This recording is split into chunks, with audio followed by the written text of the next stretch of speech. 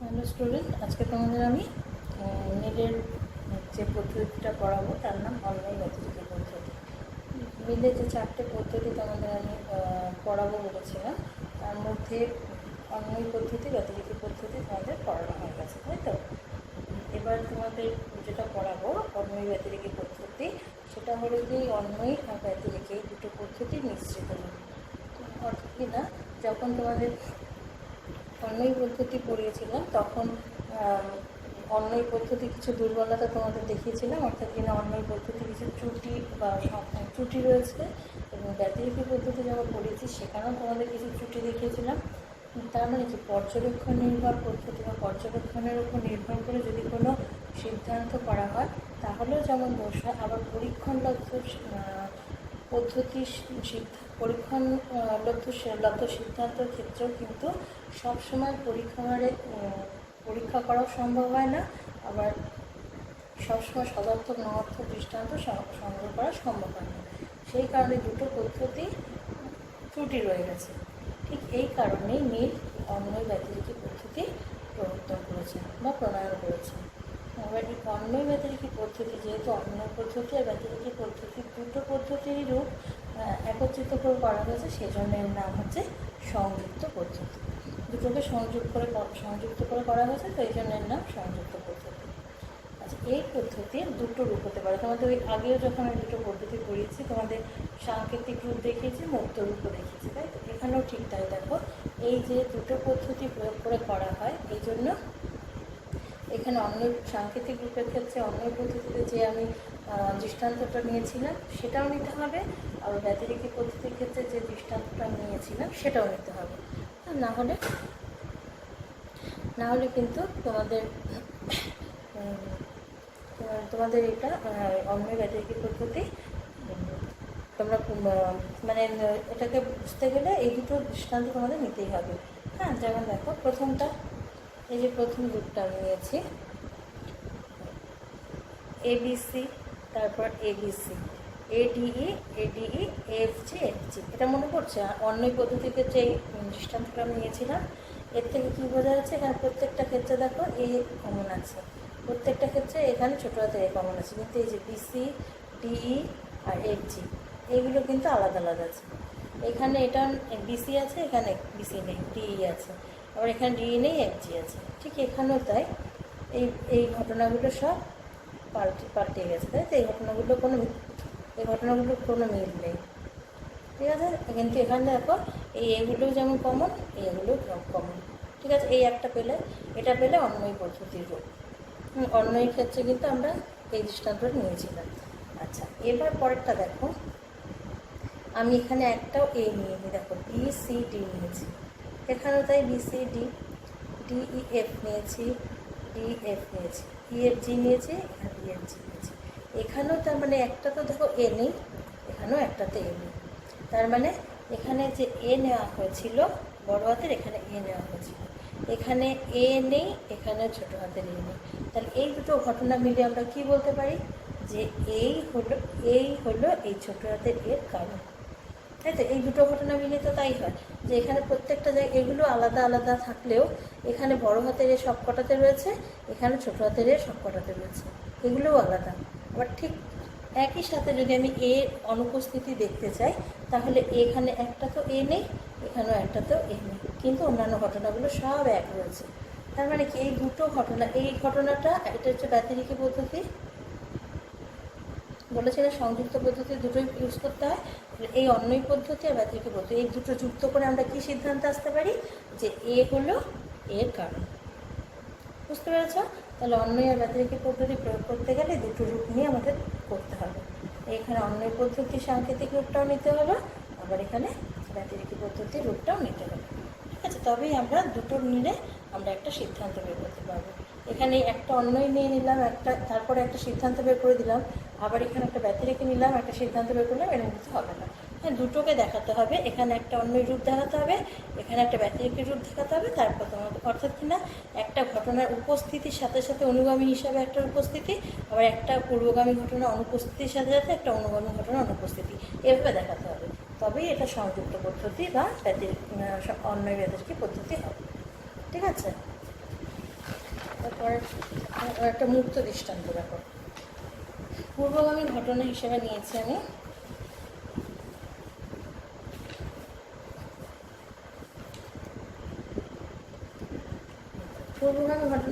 দেখো, শশীবাবু যখনই স্নান করেন রাতে তখনই তার ঠান্ডা লাগে, আর যখন স্নান করেন না তখন তার ঠান্ডা লাগে না। তার মানে কি, এই রাতে স্নান করা হচ্ছে শশীবাবু ঠান্ডা লাগার কারণ। যখন দেখা যাচ্ছে শশীবাবু রাতে স্নান করে, এই যে স্নান করাটা রয়েছে রাতে স্নান করা রয়েছে, ঠান্ডা লাগা আছে, ঠিক আছে। এবার রাতে স্নান করে না আছে, ঠান্ডা লাগা নেই, ঠিক আছে। বুঝতে পারছো, এই একটা সদার্থক দৃষ্টান্ত, একটা নবার্থক দৃষ্টান্ত। আর এই যে এটা দিনের পর দিন দেখা গেছে যে শশীবাবু রাতে স্নান করছে, ঠান্ডা লাগছে, পরপর পর্যবেক্ষণ করেছি আমরা। তারপরে দেখা গেছে কি, যে এই স্নান করাটা অনুপস্থিত, রাতে স্নান করাটা অনুপস্থিত মানে ঠান্ডা লাগাটা অনুপস্থিত। ওই সেই সাংকেতিক দৃষ্টান্ত চিন্তা করে দেখো, যে বরাবর এর উপস্থিতি ছিল, ছোটো হাতের এটা উপস্থিতি ছিল, এ অনুপস্থিত, ছোটো হাতের এ অনুপস্থিত, ঠিক সেরকম বরাবর দেখা গেছে কি, যে স্নান করছে ঠান্ডা লাগছে, এবার স্নান নেই, ঠান্ডা লাগা নেই, ঠিক আছে। এই হচ্ছে অন্বয় ব্যাতিরিক পদ্ধতি, মুক্ত দৃষ্টান্ত। তাই থেকে সিদ্ধান্ত কী করা গেল, যে রাতে স্নান করাই হচ্ছে শশীবাবুর ঠান্ডা লাগার কারণ, ঠিক আছে। আচ্ছা, এবার এই অন্বয় ব্যাতিরিক পদ্ধতি প্রণয়ন করেছিলেন নীল এই কারণে, যে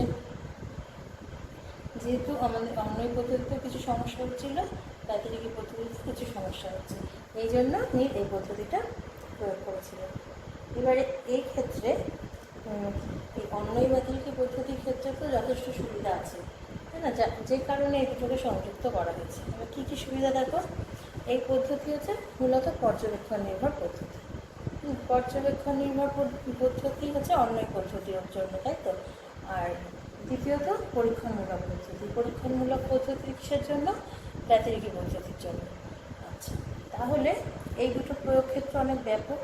অন্বয় পদ্ধতির ক্ষেত্রে শুধুমাত্র আমরা পর্যবেক্ষণের উপর নির্ভর করি, আর ব্যাতিরিক পদ্ধতির ক্ষেত্রে আমরা কী করি, পরীক্ষণের উপর নির্ভর করি।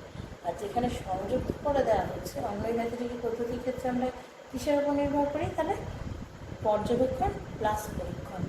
যেখানে পর্যবেক্ষণ করা হচ্ছে আবার পরীক্ষণও করা হচ্ছে, সেক্ষেত্রে ব্যাপকতাটা অনেক বেশি থাকে, ঠিক সেই কারণে বলা হচ্ছে যে অন্বয় ব্যাতিরিক পদ্ধতির ব্যাপকতাটা ওই আগের যে দুটো পড়িয়েছি তোমাদের, অন্বয় আর ব্যাতিরিক, এর থেকে অনেকটা ব্যাপক বেশি। দ্বিতীয়ত দেখো, অন্বয় ব্যাতিরিক পদ্ধতি এই যখন আলাদা আলাদা করে প্রয়োগ করা হয়, একটু আগে যেটা বললাম সেটাই আবার বলছি, যে যখন আলাদা আলাদা করে প্রয়োগ করা হয়, অন্বয় পদ্ধতি যখন আমরা প্রয়োগ করি তখন শুধুমাত্র পর্যবেক্ষণের উপর নির্ভর করেই করি, হ্যাঁ তো, সেক্ষেত্রে অনেক ভুল ত্রুটি থেকে যায়। আবার ব্যাতিরিক পদ্ধতি যখন প্রয়োগ করি তখন কী হয়, পরীক্ষণের জন্য আমাদের সদর্থক নবার্থক দুটো দৃষ্টান্ত খুঁজতে হবে। এবার ওই দুটো দৃষ্টান্ত আলাদা আলাদা করে খোঁজা অনেকটা সমস্যার ব্যাপার। তাহলে কি, দুটো যখন আলাদা আলাদা করে আমরা মানে পদ্ধতি প্রয়োগ করি, তখন এই সিদ্ধান্তের সম্ভাব্যতা অনেকটা কম থাকে, মানে সিদ্ধান্ত অনেকটা দুর্বল হয়, তাই তো। কিন্তু যখন এতে যুক্ত প্রয়োগ করা হয়, অর্থাৎ পর্যবেক্ষণের সাহায্যে দিনের পর দিন দেখা গেছে এমন ঘটনাকে যদি আবার আমরা পরীক্ষা করে নিই, তাহলে তার সম্ভাব্যতা অনেক বেশি বৃদ্ধি পায়। আর 3 নম্বর হচ্ছে, এদের একত্রিত প্রয়োগে বহু কারণ দোষ এড়ানো সম্ভব হয়। কিন্তু অন্বয় পদ্ধতির যখন ত্রুটি দেখিয়েছিলাম তখন বলেছিলাম কি, যে অন্বয় পদ্ধতির ক্ষেত্রে বহু কারণ দোষ থেকে যায়। কারণ এই যে মৃত্যু নামক ঘটনার উদাহরণ তোমাদের দিয়েছিলাম, যে একটা মৃত্যু বিভিন্ন কারণে করতে পারে। হ্যাঁ, কারো কাছে যে বৃদ্ধ হলে মৃত্যু হয়, তাহলে বৃদ্ধ হওয়াটাই মৃত্যুর কারণ। কারোর কাছে অ্যাক্সিডেন্ট হলে মৃত্যু হয়, অ্যাক্সিডেন্ট হওয়াটাই মৃত্যুর কারণ। তাহলে কি, মৃত্যু নামক কার্যটা দেখতে পাচ্ছ, এক একজনের কাছে কারণটা আলাদা আলাদা হয়ে যাচ্ছে। হ্যাঁ, কিন্তু দুটোই তো পর্যবেক্ষণ নির্ভর পদ্ধতি, তাই না।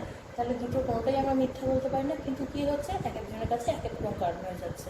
তাহলে এই যে পর্যবেক্ষণের উপর নির্ভর করে সিদ্ধান্ত করা হচ্ছে, তাতে কী হয়, একটা কার্যের কাজের পেছনে আমরা অনেকগুলো কারণ খুঁজে পাই, এবং ওটা তো ঠিক নয়। একটা কারণ আমরা জানি বরাবরই যে একটা কার্যের পেছনে একটাই কারণ থাকতে পারে।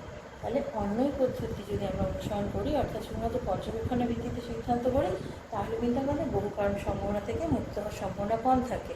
হ্যাঁ, অর্থাৎ বহু কারণ সম্ভাবনা থেকে যায়। কিন্তু অন্যই ব্যাতিরিক পদ্ধতিতে যেহেতু ব্যাতিরিক পদ্ধতিরও সাহায্য নেওয়া হয়, অর্থাৎ কিনা সদার্থক নবার্থক সব রকম দৃষ্টান্তই নেওয়া হয়, সেই কারণে এখানে কিন্তু বহু কারণ দোষ অনেকটা এড়ানো সম্ভব হয়।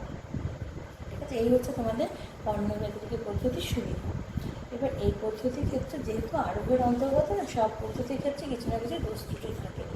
অর্ণব ব্যতিরেকি পদ্ধতির ক্ষেত্রেও কিছু দোষ রয়েছে। এরকম দেখো, ব্যবহারিক দিক থেকে যদি ঠিকঠাক প্রয়োগ না হয় তাহলে কিন্তু অর্ণব ব্যতিরেকি পদ্ধতির দোষ করতে পারে।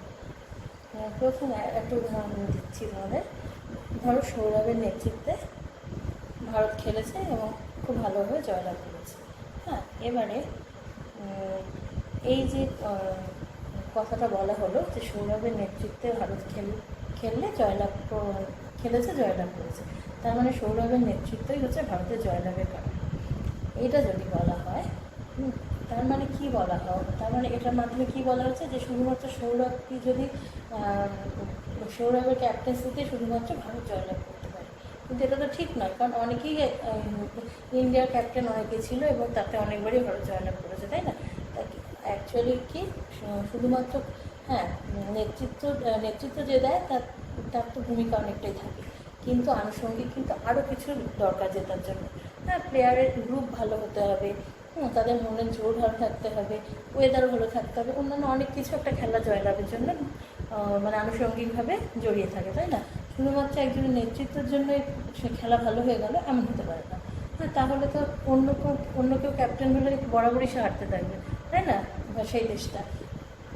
তাহলে এই যে একবার সৌরভের নেতৃত্বে ভারত জিতেছে বলে বরাবরই সৌরভের নেতৃত্বেই জিতবে বা ওটাই সৌরভের নেতৃত্বই ভারত জয়ের কারণ, এই সিদ্ধান্ত যদি করে ফেলা হয় তাহলে কিন্তু সিদ্ধান্ত সুনিশ্চিত হতে পারে না। এটা হচ্ছে ব্যবহারিক দিক থেকে বিভ্রান্তি সৃষ্টি করেছে, ব্যবহারিক প্রয়োগ ঠিকঠাক হয়নি। ঠিক আছে, এটা হচ্ছে অন্য পদ্ধতির অসুবিধা। আর দ্বিতীয়ত, এই পদ্ধতি মৌলিক নয়।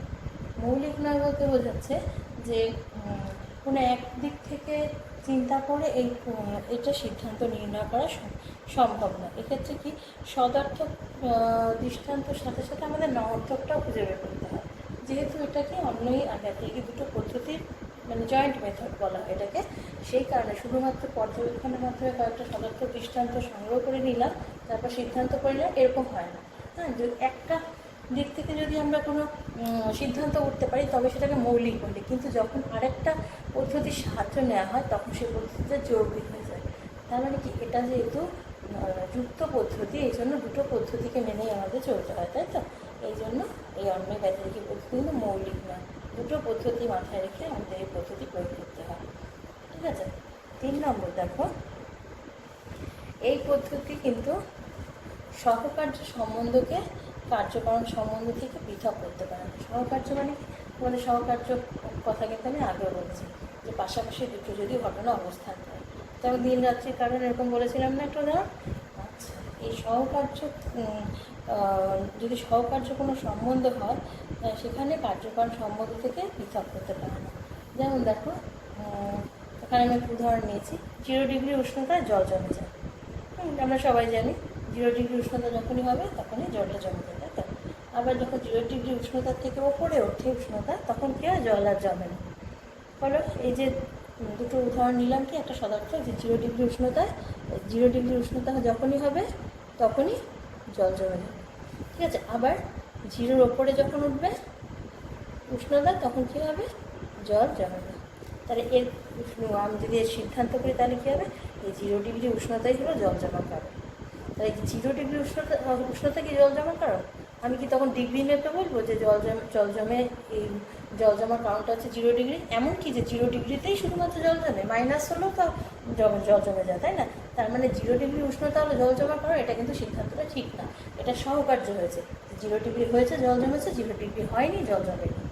ঠিক আছে, এটা কিন্তু সহকার্য কারণ হয়ে গেল। হ্যাঁ, এমন নয় যে 0 ডিগ্রিতেই শুধুমাত্র জল জমে। হ্যাঁ, 0 ডিগ্রির নিচে মাইনাসেও কিন্তু জল জমে। সুতরাং আমাকে উষ্ণতার একটা এই পারদের মাত্রা দিয়ে দিলে সেটা আমরা কিন্তু বলতে পারি না যে এটাই জল জমার কারণ। আমাদের বলতে হবে কি, আসল কারণ হচ্ছে শীতল আবহাওয়া বা খুব ঠান্ডার মাধ্যমে, খুব ঠান্ডা হলে তবে জলটা জমে যায়। সেটা কিন্তু কতটা ডিগ্রি হবে সেটা ম্যাটার করে না। হ্যাঁ, 0 ডিগ্রি হতেই পারে, তার থেকেও কম হতে পারে। তবে তার মানে কি, আমাদের এই যে কত ডিগ্রিতে জল ঠান্ডা হচ্ছে ওটা আমাদের দেখার বিষয় না, দেখার বিষয় হচ্ছে যে শীতল আবহাওয়ায় আমাদের শীতল আবহাওয়াতে আমাদের জল জমে যায়। তার জল জমার কারণ হলো শীতল আবহাওয়া। তাহলে ঠিকঠাক সিদ্ধান্ত করতে হবে।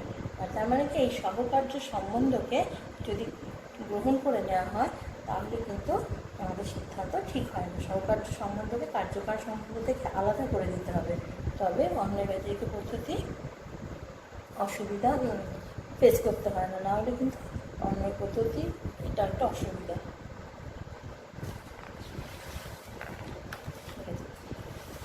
তবে এই যে তোমাদের এই অন্যই পদ্ধতি বললাম, এক্ষেত্রে যেহেতু দুটো যুক্ত প্রয়োগ, অর্থাৎ কিনা একবার ব্যতিরেকী পদ্ধতির সাহায্য নেওয়া হচ্ছে, একবার অন্যই পদ্ধতির সাহায্য নেওয়া হচ্ছে, তাহলে দুটো পদ্ধতির ক্ষেত্রে যে দুটোরই যে দোষ আছে এর মধ্যে সেই দুটোর দোষও বর্তমান থাকে, আবার এই দুটোর যে গুণগুলো রয়েছে বা যে দুটো সুবিধা রয়েছে সেই সুবিধাগুলোও বর্তমান থাকে। আর এই দুটোর যে সুবিধাগুলো এর সংখ্যাটাই বেশি, তাই না? এই জন্য অন্য ব্যতিরেকী পদ্ধতির প্রয়োগ ক্ষেত্রটা যথেষ্ট ব্যাপক। আর ওই অন্যই আর ব্যতিরেকী দুটো পদ্ধতিতে কিছু দোষ ত্রুটি ছিল বলেই কিন্তু মিল অন্যই ব্যতিরেকী পদ্ধতি প্রণয়ন করেছে।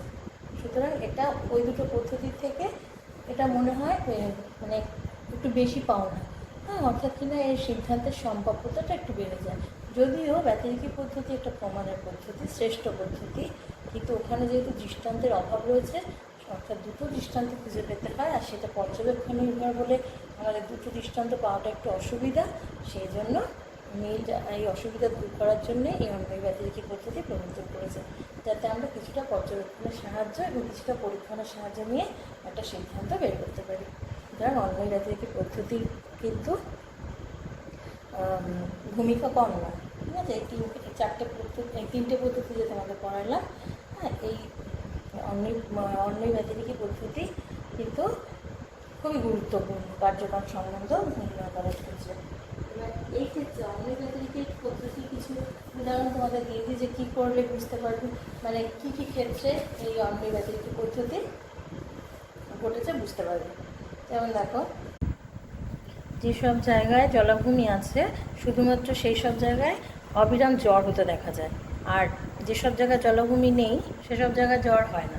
তাহলে এতে কী বোঝা গেল যে যেটা সদর্থক দৃষ্টান্ত, যে জলাভূমি আছে মানে জ্বর হচ্ছে, আর জলাভূমি নেই মানে জ্বর হচ্ছে না। যেমন একটা সদর্থক দৃষ্টান্ত পাওয়া গেল, একটা নমর্থক, তাই তো? তাহলে অন্যই ব্যতিরেকী পদ্ধতিতে আমরা একটা সদর্থক পেয়ে গেলাম, একটা নমর্থক পেয়ে গেলাম। তার মানে এখানে কী সিদ্ধান্ত হবে, যে জলাভূমি থাকাই হচ্ছে জ্বর হওয়ার কারণ। ঠিক সেরকম আরেকটা দেখো, যে যারা বেশি মানসিক পরিশ্রম করে তাদের হাতের লেখা সাধারণত ভালো হয় না। তারপরে যদি আবার বলি যে যাদের হাতের লেখা ভালো তারা কম মানসিক পরিশ্রম করে, তাহলে কী হবে? এর থেকে আমরা কী সিদ্ধান্ত পেতে পারি, যে তার মানে মানসিক পরিশ্রমই হচ্ছে খারাপ হাতের লেখার কারণ। এক্ষেত্রে ঠিক তাই, যখন দেখবে একটা পজিটিভ বা একটা সদর্থক দৃষ্টান্ত আমরা সংগ্রহ করতে পেরেছি, আর তার সাথে সাথে একটা নমর্থক দৃষ্টান্তও সংগ্রহ করতে পেরেছি, তখনই বুঝতে পারবে যেটা একটা অন্যই ব্যতিরেকী পদ্ধতি। দেখো, ব্যতিরেকী পদ্ধতির ক্ষেত্রেও কিন্তু আমাদের দুটোই দৃষ্টান্ত প্রয়োজন হয়, সদর্থক আর নমর্থক দুটো দৃষ্টান্তের প্রয়োজন হয়, আর অন্যই ব্যতিরেকীতেও তাই হয়। কিন্তু পার্থক্য কি, যে ব্যতিরেকী পদ্ধতিতে পরিষ্কার করে বলা থাকে না যে কোনটা সদর্থক কোনটা নমর্থক, আমাদের বুঝে নিতে হয়। হ্যাঁ, যেমন ধরো ব্যতিরেকী পদ্ধতির একটা উদাহরণ দিয়ে দিই তোমাদের, যে যদি থাইরয়েড গ্রন্থি অপসারিত করা হয় তাহলে বুদ্ধি ক্ষীণ হয়। এবার এটা কি ধরনের মানে সূত্র প্রয়োগ করা হয়েছে যদি বলা হয়, তাহলে এখানে কি আমাদের ধরে নিতে হবে যে যতক্ষণ পর্যন্ত থাইরয়েড গ্রন্থি ছিল ততক্ষণ পর্যন্ত ওই ব্যক্তির ভালো বুদ্ধি ছিল। এবার থাইরয়েড গ্রন্থি অপসারণ করা হয়েছে, সেই জন্য তার বুদ্ধি ক্ষীণ হয়ে গেছে। তার মানে কি, এটা কিন্তু মানে দুটো সদর্থক নমর্থক দুটো দৃষ্টান্তই আছে, কিন্তু কি একটা একটা হচ্ছে অন্তর্নিহিত থাকে, আমাদের সেটাকে বের করে নিতে হয়। কিন্তু অন্যই ব্যতিরেকি পদ্ধতির ক্ষেত্রটা একটু সোজা থাকে, পরিষ্কার করে দুটো দৃষ্টান্তই বলে দেওয়া হয়। যেমন দেখতেই পাচ্ছ, দুটো আমি বলে দিচ্ছি সবসময়, যে যারা মানসিক কাজ করে তাদের হাতের লেখা খারাপ, যারা মানসিক কাজ কম করে তাদের হাতের লেখা ভালো। এই যে দুটো দৃষ্টান্ত, মানে সদর্থক আর নঅর্থক দৃষ্টান্ত আমি দুটোই বলে দিয়েছি, তাই তো? তাহলে এই পার্থক্যটা নিশ্চয়ই বুঝতে পারছো যে ব্যতিরেকি পদ্ধতিতে পরীক্ষণমূলক পদ্ধতি প্রথমত, হ্যাঁ, আর ওটাতে কিন্তু অন্তর্নিহিত একটা দৃষ্টান্ত থাকতে পারে, সেটাকে আমাদের বের করে নিতে হয়, যেটা কিনা অন্যই ব্যতিরেকিতে করতে হয় না। আরও একটা দৃষ্টান্ত দেখো, যে যাদের বসন্তের টিকা দেওয়া হয়েছে তাদের বসন্ত রোগ হয়নি, আর যাদের বসন্তের টিকা দেওয়া হয়নি তারা বসন্ত রোগে আক্রান্ত হয়েছে। এতে কি সিদ্ধান্ত করা যায়? না বললেও আমরা বুঝতে পারি, তাই না, যে বসন্ত রোগের টিকাই হচ্ছে বসন্ত রোগের প্রতিষেধক। হ্যাঁ, কিন্তু যদি তোমাদের ব্যতিরেকি পদ্ধতিতে থাকতো, তাহলে হয়তো এটাই বলা হতো যে যাদের বসন্ত রোগের টিকা দেওয়া হয়নি তাদের বসন্ত হয়েছে, শুধু এইটুকুই দেওয়া হয়তো থাকতো। অর্থাৎ কিনা তার থেকে আমাদের বুঝে নিতে হতো যে বসন্ত রোগের টিকাই হচ্ছে বসন্ত রোগের প্রতিষেধক। বুঝতে পারছো যে ব্যতিরেকি পদ্ধতির ক্ষেত্রে আমাদের অনেক সময় দুটো দৃষ্টান্ত আমাদের বের করে নিতে হয়, আর যেটা কিনা আমাদের অন্যই ব্যতিরেকির ক্ষেত্রে বার করে নিতে হয় না। তারপর দেখো আরেকটা দৃষ্টান্ত কথা বলি, যে যখনই আমি সকালে হাঁটতে যাই তখনই আমার ঠান্ডা লাগে, আর যখন আমি সকালে হাঁটতে যাই না তখন আমার ঠান্ডা লাগে না। এখানেও তাই, যে সকালে হাঁটতে যাওয়াই হচ্ছে আমার ঠান্ডা লাগার কারণ। ঠিক আছে, এই হচ্ছে অন্যই ব্যতিরেকি পদ্ধতি। তার মানে কি, এই যে তোমাদের তিনটে পদ্ধতি পড়িয়েছি, অন্যই পদ্ধতি, ব্যতিরেকি পদ্ধতি আর অন্যই ব্যতিরেকি পদ্ধতি, এই তিনটের মধ্যে সব থেকে অন্যই ব্যতিরেকি পদ্ধতির সিদ্ধান্তটা করাই সোজা, তাই না? কারণ কি, ওই অন্যই পদ্ধতিতে আমাদের পর্যবেক্ষণের মাধ্যমে সিদ্ধান্ত গ্রহণ করতে হয়, ব্যতিরেকি পদ্ধতিতে আমাদের বুঝে নিতে হয় সদর্থক নঅর্থক দৃষ্টান্তটা, আর ওটা পরীক্ষামূলকও বটে। আর অন্যই ব্যতিরেকি পদ্ধতিতে পর্যবেক্ষণও আমাদের করতে হয়, পরীক্ষাও করতে হয়, এবং আমরা সদর্থক নঅর্থক দৃষ্টান্ত দুটোই আমরা ওই যেটা আমরা মানে যে পরীক্ষা, যে আমরা কী বলবো, যেটা আমরা টেস্ট করব যে ওটা কোন পদ্ধতি প্রয়োগ করা হয়েছে, হ্যাঁ, সেটা আমাদের ওই কী বলে, ওই যুক্তিটার মধ্যেই বলে দেওয়া থাকে, সদর্থক নঅর্থক দৃষ্টান্ত। তার মানে অন্যই ব্যতিরেকি পদ্ধতিটা অনেকটা সহজ, তাই না? ঠিক আছে, আজকে অবধি থাক।